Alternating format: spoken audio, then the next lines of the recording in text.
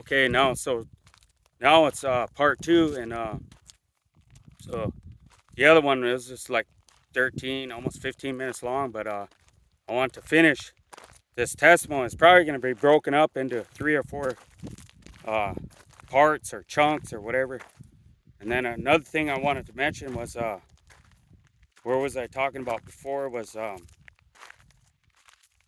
how I did so good on this job site and everything, and then so I was getting burnt out from that job, but I didn't want to quit. Oh, I was talking about uh, so then I started doing the research on what kind of Bible I should read, and I started watching all these YouTube videos, and um, so this one particular YouTube video directed me to the Sefer, which also has the Apocrypha in there. And I started reading that Bible, and I knew something in my spirit was telling me this is the Bible to read.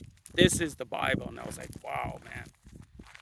And then on his channel, he talked about the Sabbath, and basically, I was lied to. I used to think that the Sabbath was on Sunday, but then I started doing the research myself and found out it was Friday night to Saturday night, according to this guy's video. Plus, I did the research on it, and I was like, all the other Bibles talk about. They don't talk about the Sabbath in those Bibles. I've even had the King James version. I could never understand it. It was so hard to understand for me. And all that old school scripture and stuff like that, I could just never. And that's why I said there's got to be. I mean, if this is all there is to the Bible, then I don't want to read it. So, and then that's why I stumbled across the Sefer, and I was like, wow, I was blown away. And I was reading a book of Enoch one time, and and I seen that word elect. Well, to a lot of other people, that means chosen. But when I read that word elect, the most high, the Holy Spirit, he pointed out to me. He goes, that's you. And I was like, wow. I was just blown away, but I never felt convicted reading that book.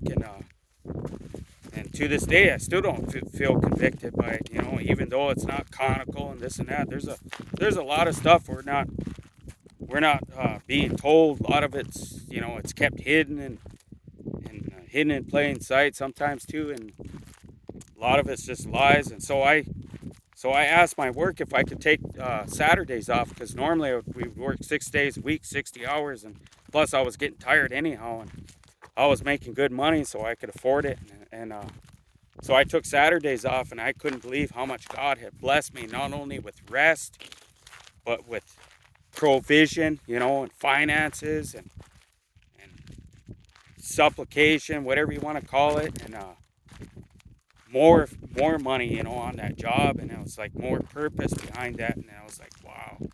Eventually, like I said, I got worn out, and then I asked God if He can give me a sign it was okay for me to quit.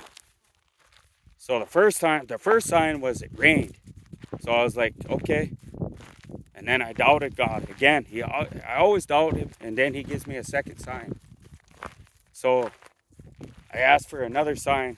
I looked at my phone to make sure it wasn't going to rain. I looked at all the weather. The rest of the week was supposed to be nice, for those 10 days. And then I asked God, can you make it rain again? Boom, it rained again. I was like, oh, okay, I believe you now.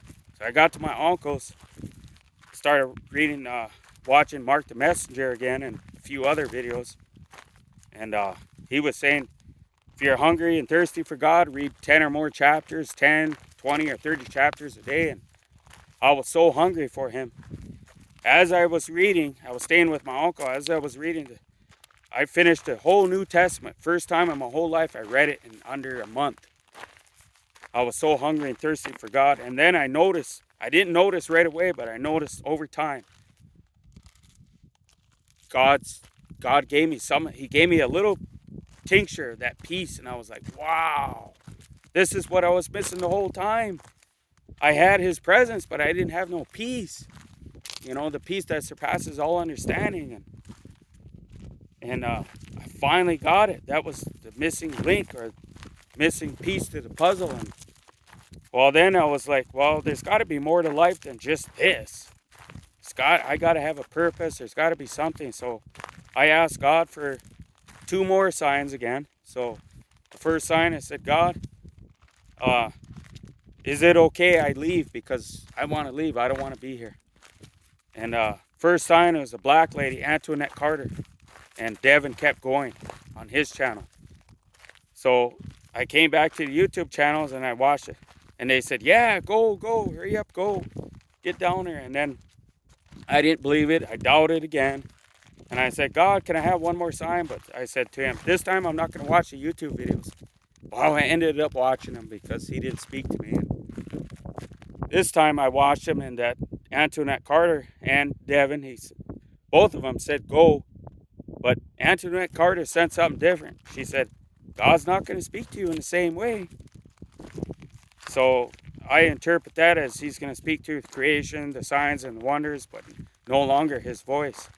So then she was like, hurry up, you better get going down there before you run out of money. And then I was trying to pack up all my stuff. I was trying to bring my 6x10 trailer down here. And she goes, what's the matter? You don't trust God? And I was like, okay, I'll put all the stuff away and I'll come down. And then she said some other stuff, but it never came to pass how I thought it was going to be. She was like, oh yeah, God's going to do a wonderful work and this, that, and the other. But anyway, make a long story short, I came down here, took a step of faith. Remember, I told you I had that MRSA staph infection. On the way down here, I kid you not, it was not hot out. Because I know in times before, when I worked at the power plants, you can get up to 200, 250, 300 degrees. And whenever I would sweat, that stuff would be eradicated out of my body. So on the way down here, it was not that kind of weather until I actually got down here, but it was not that kind of weather. Plus, I would pull over at these rest stops and eat gas station, junk food and processed food. And I knew it was no good for me, but every time I pulled over at a rest stop, I'd roll up my pants, roll up my sleeves and my arms just to see what was going on, because I couldn't feel no more itching. I couldn't understand it. And I remember what Mark the Messenger said on his videos. He said, you can't heal in the same place where you got it. So I don't know if that was meant for me or what, but I took a step in faith and came down here. And like I said, I rolled up my pants legs, my sleeves. God closed up all those wounds. He took the itching away. One thing about staph infection is it burns. But more than that, it itches so bad. So bad, man. I used to hold hair dryers on there, irons. I used to even take lighters and just light that, my arms on fire and my legs, just to make the itching stop. It was so severe. The pus would be coming out of there. And I believe God had healed me from that. But I also believe too that we got to change our diet, because I notice when I eat meat, I get a rash, I get an allergic reaction to that. So maybe some of that could be Lyme disease, who knows? But all I know is I had staph infection according to what the doctor said, and doing the research myself. And anyway, where am I at for time here? 8? Okay. I'll have to make another part to this, but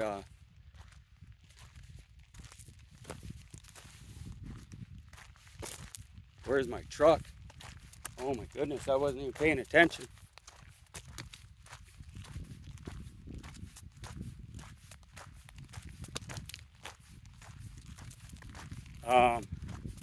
Hope I don't get lost here. There it is. There's my truck.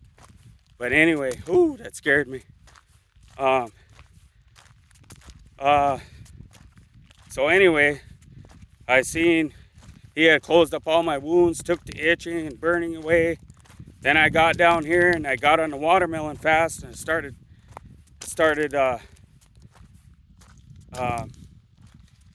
fasting with the watermelon. And then I was chewing, and the chewing was just ripping me apart, ripping my mouth apart like it always has, ripping my gums, everything. And begged God to help me to quit chewing, and at about this time I was going through a spiritual awakening. It was see full moons and everything out here. And then I started experiencing ringing in the ears, downloads. I could actually feel the downloads. I'm not sure what God was doing, but he was doing something in me, and then I asked God. Well, I never asked. Yeah, I asked God for if He could deliver me from that chew, and so He said, just hang on to your steering wheel real tight and tighten up your stomach. And I remember doing that, and I was on the way to the gas station that morning to get coffee, like I always do, and and I did that, and I was like, well, if I do this, what's going to happen? He goes, just do it. And I said, okay, I'll do it. Boom. I did it, and I was like, I didn't even notice anything. Then I got to the gas station, and I noticed one thing. I always go to go buy the chew. This time I didn't buy it because I didn't crave it. And I was like, wow, man.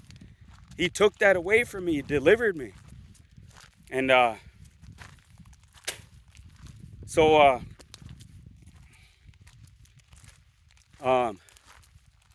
so another thing was like when I tried to leave from down here, like I wasn't sure where I should go, and I tried to leave, and then a big storm rolled over. I was one of the first people that showed up down here, and in that storm, God said, "No, I want you to stay here."